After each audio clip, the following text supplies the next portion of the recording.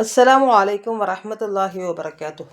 ബിസ്മില്ലാഹ്, അൽഹംദുലില്ലാഹ്, വസ്സലാത്തു വസ്സലാമു അലാ മൻ ലാ നബിയ്യ ബഅദഹു. റബ്ബി ഇശ്റഹ് ലി സദ്രി വയസ്സിർ ലി അംരി വഹ്ലുൽ ഉഖ്ദതം മിൻ ലിസാനി യഫ്ഖഹു ഖൗലി. സത്യവിശ്വാസികളുടെ ജീവിതം പരീക്ഷണങ്ങൾ നിറഞ്ഞതാണ്. പലർക്കും പല വിധത്തിലുള്ള പരീക്ഷണങ്ങളാണ് ഉള്ളത്. രോഗം കൊണ്ടോ ദാരിദ്ര്യം കൊണ്ടോ സ്വന്തമെന്ന് നാം കരുതുന്നവരുടെ ചതിയും വഞ്ചനയും കൊണ്ടോ ദുരിതത്തിലാണ്ടവരെ സപ്പോർട്ട് ചെയ്ത് കരകയറ്റാതെ സദാചാര പോലീസ് ചമഞ്ഞ് ഒറ്റപ്പെടുത്തുന്നവരുടെയും അവർക്ക് കൂട്ടുനിൽക്കുന്നവരുടെയും പ്രവൃത്തികൾ നമ്മളെ വിഷമിപ്പിക്കാറുണ്ട്. അങ്ങനെയുള്ള അവസരത്തിൽ ജീവിതം വഴിമുട്ടിയതായി തോന്നി പലരും ആത്മഹത്യ ചെയ്യുന്നതായി നമ്മുടെ ചുറ്റിലും കാണാം.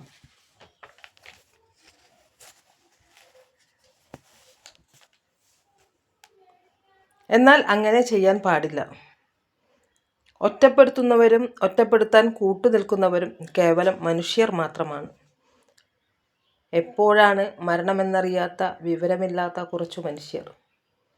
അവർ നമ്മളെ ഒറ്റയ്ക്കാക്കിയാലും റഹ്മാനും റഹീമുമായ അള്ളാഹു നമ്മളെ ഒറ്റയ്ക്കാക്കുകയില്ല. നമ്മെ സൃഷ്ടിച്ചു പരിപാലിക്കുന്ന, സംരക്ഷിക്കുന്ന, ഉപജീവനം നൽകുന്ന ഏകനായ, ഒരിക്കലും മരിക്കാത്ത അള്ളാഹു.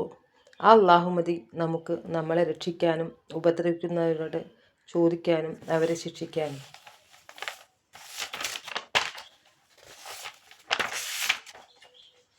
ആർ എന്തൊക്കെ ചെയ്താലും അള്ളാഹുവിനെ കുറിച്ചുള്ള യഥാർത്ഥമായ സ്മരണയും ബോധവും ഉള്ളവരെ സംബന്ധിച്ചിടത്തോളം അവർക്ക് ഭയാശങ്കകളോ ആശയക്കുഴപ്പങ്ങളോ അസ്വാസ്ഥ്യങ്ങളോ ഒന്നും തന്നെ ബാധിക്കുവാനില്ല.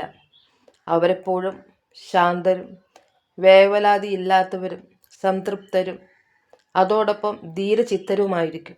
അവരുടെ വാക്കും പ്രവൃത്തിയും വിചാരവികാരങ്ങളുമെല്ലാം നിയന്ത്രിതങ്ങളുമായിരിക്കും. അതിനുവേണ്ടി നാം എന്ത് ചെയ്യണം?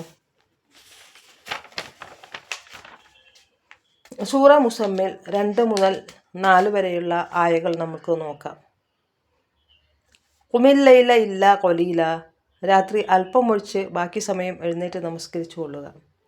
നിസ്ഫഹു അവ ഇൻഖുസ് മിൻഹു ഖലീല, അതായത് അതിൻ്റെ പകുതി സമയം അല്ലെങ്കിൽ അതിൽ നിന്ന് അല്പം ചുരുക്കിക്കൊള്ളുക.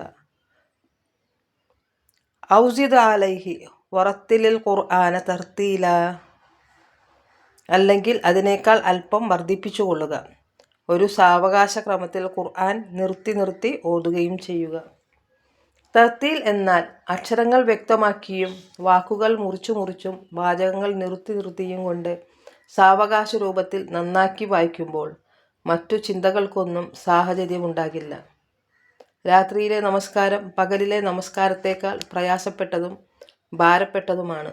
അതേ സമയത്ത് ആത്മനിയന്ത്രണത്തിനും ആത്മപരിശീലനത്തിനും അത് കൂടുതൽ ഉപകരിക്കുകയും ചെയ്യുന്നു.